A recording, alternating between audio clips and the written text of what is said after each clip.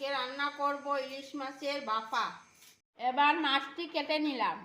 তার জন্য লবণ নিয়েছি, হলুদ নিয়েছি, মরিচের গুঁড়ো নিয়েছি, নারকেল বাটা, শস্য বাটা আর আদা কাঁচামরিচের বাটা, একটু কালিজিরা, তেজপাতা, টমেটো।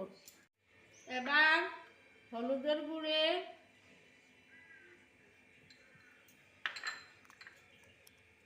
একটু মরিচের গুঁড়ো দেব,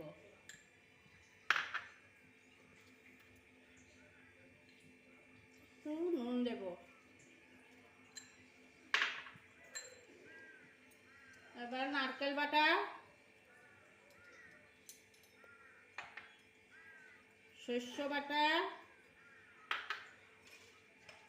আদা কাঁচামরিচের বাটা,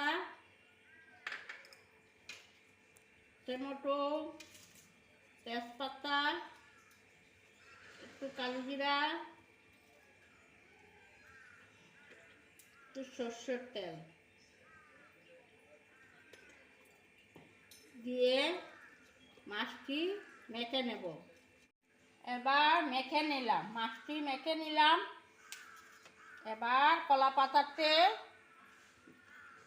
ঢালে নেব। তারপরে রাইস কুকারে ভাপা বসায় দেব। আধা লিটার জল দিয়ে দিলাম রাইস কুকারে। এবার ভাপা বসাই দিলাম। এবার আমার ভাপাগুলি হয়ে গেছে।